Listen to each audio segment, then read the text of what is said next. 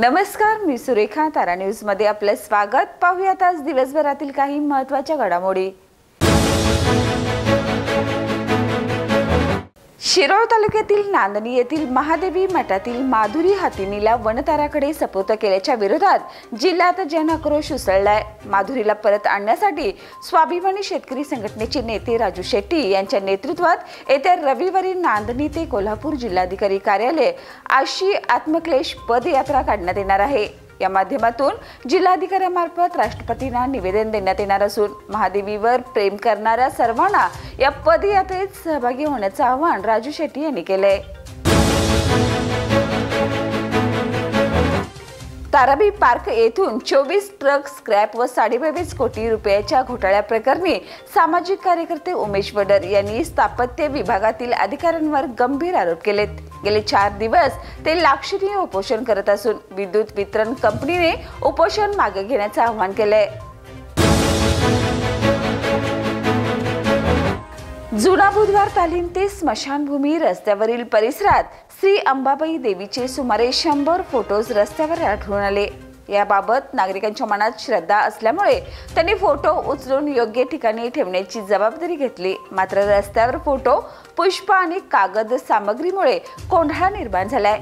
या पार्श्वभूमीवर उत्तर विधानसभा राष्ट्रवादी काँग्रेस पक्षाचे अध्यक्ष गणेश जाधव यांनी परिसरात पाहणी केली.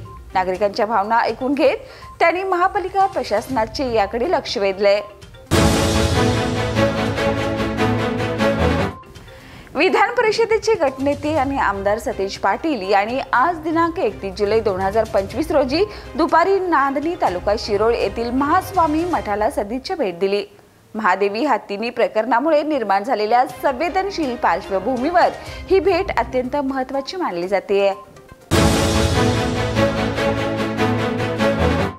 कोल्हापूर जिल्हा सहकारी दूध उत्पादक संघ गोकुळचे चेअरमन नवीद मुश्रीफ व संचालक मंडळाने 30 जुलै रोजी गुजरातमधील नॅशनल डेअरी डेव्हलपमेंट बोर्ड आनंद येथे विविध प्रकल्पांना अभ्यासपूर्वक भेट दिली. यावेळी गोकुळ दूध संघ आणि NDDB यांच्यात शेतकरी हितांच्या विविध उपक्रमाबाबत महत्त्वपूर्ण चर्चा झाली.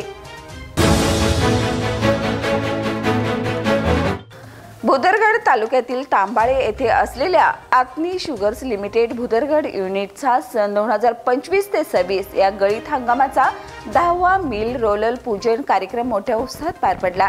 कार्यक्रमाचं पूजन चीफ इंजिनियर नामदेव भोसले यांच्या हस्ते करण्यात आलं.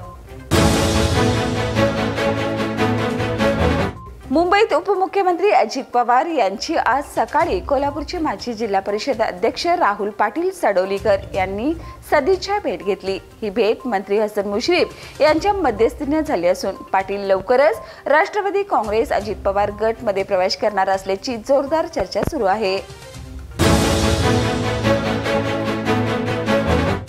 कोल्हापूरच्या ताराबाई रोडवरील अंबाबाई भक्तनिवास प्रकल्प गेल्या 4 वर्षापासून अपूर्णच आहे.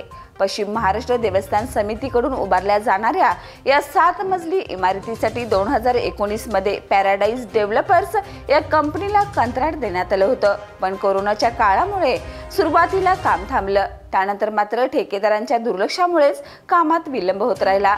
या रखडलेल्या कामाबाबत अखेर जिल्हाधिकारी अमोल येडगे यांनी बुधवारी कडक पवित्रा घेतला. ठेकेदार आणि अभियंत्यांची बैठक घेऊन पुढील 6 महिन्यात हे काम पूर्ण झालंच पाहिजेत असा स्पष्ट आदेश त्यांनी दिलाय. बाळ, फ्रीजमधून श्रीखंड काढ ना. आम्ही पूर्वी घरीच बनवायचो श्रीखंड. त्याची चवच वेगळी होती. आता काय सगळं रेडीमेड. आजी, हे श्रीखंड खाऊन बघ. आज तुझ्या आईनं घरीच बनवलं की काय? हे आहे गोकुळचं श्रीखंड. अगदी जिभेवर रेंगाळणार. जिभेवरच नाही तर मनावरही रेंगाळणार. गोकुळ श्रीखंड, मनावर रेंगाळणार.